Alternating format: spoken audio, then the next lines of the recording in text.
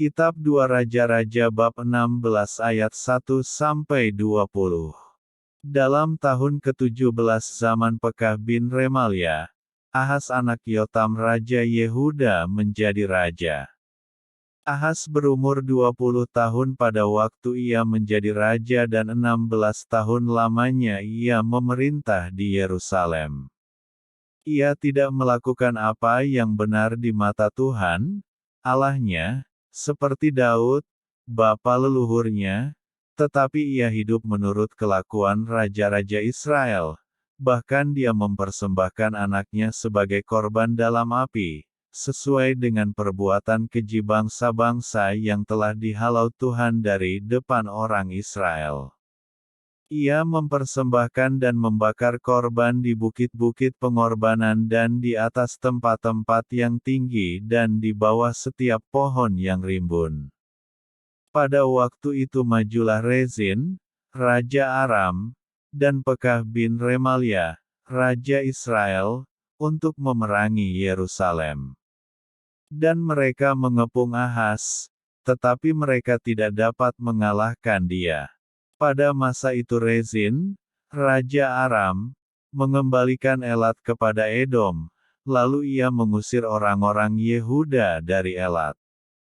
Datanglah orang-orang Edom ke Elat dan diam di sana sampai hari ini. Ahas menyuruh utusan-utusan kepada Tiglat-Pileser, Raja Asyur, mengatakan, "Aku ini hambamu dan anakmu. Majulah dan selamatkanlah aku dari tangan Raja Aram dan dari tangan Raja Israel, yang telah bangkit menyerang aku." Ahas mengambil perak dan emas yang terdapat dalam rumah Tuhan dan dalam perbendaharaan istana raja, dan mengirimnya kepada Raja Asyur sebagai persembahan. Maka Raja Asyur mendengarkan permintaannya dan maju melawan Damsyik, merebutnya dan mengangkut penduduknya tertawan ke Kir, tetapi Rezin dibunuhnya. Sesudah itu pergilah Raja Ahas menemui Tiglat-Pileser, Raja Asyur, ke Damsyik.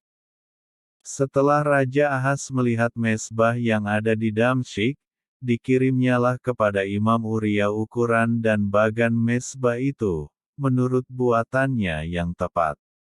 Lalu Imam Uria mendirikan mezbah, tepat seperti keterangan yang dikirimkan Raja Ahas dari Damsyik. Demikianlah dibuat Imam Uria menjelang datangnya Raja Ahas dari Damsyik. Setelah Raja pulang dari Damsyik, maka Raja melihat mezbah itu.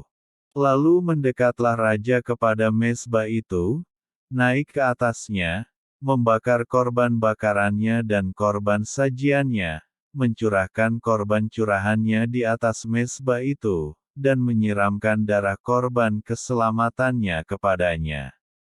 Tetapi ia menyuruh menggeser mezbah tembaga yang ada di hadapan Tuhan dari depan rumah Tuhan, dari antara mezbah baru dengan rumah itu, dan menaruhnya di sebelah utara mezbah baru itu.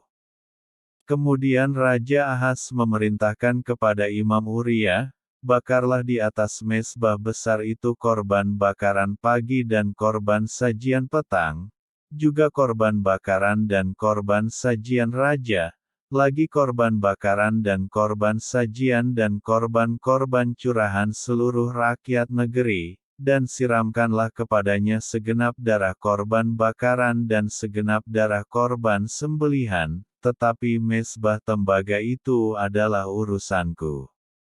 Lalu Imam Uria melakukan tepat seperti yang diperintahkan Raja Ahas. Sesudah itu Raja Ahas memotong papan penutup kereta penopang dan menyingkirkan bejana pembasuhan dari atasnya. Juga, laut itu diturunkannya dari atas lembu tembaga yang mendukungnya dan ditaruhnya di atas alas batu. Selanjutnya, demi Raja Asyur, disingkirkannya dari rumah Tuhan serambi tertutup untuk hari Sabat yang telah didirikan pada rumah Tuhan, juga pintu masuk untuk raja yang di sebelah luar. Selebihnya dari riwayat Ahas dan apa yang dilakukannya, Bukankah semuanya itu tertulis dalam kitab sejarah raja-raja Yehuda? Kemudian Ahaz mendapat perhentian bersama-sama dengan nenek moyangnya, dan ia dikuburkan di samping nenek moyangnya di kota Daud. Maka Hizkia, anaknya, menjadi raja menggantikan dia.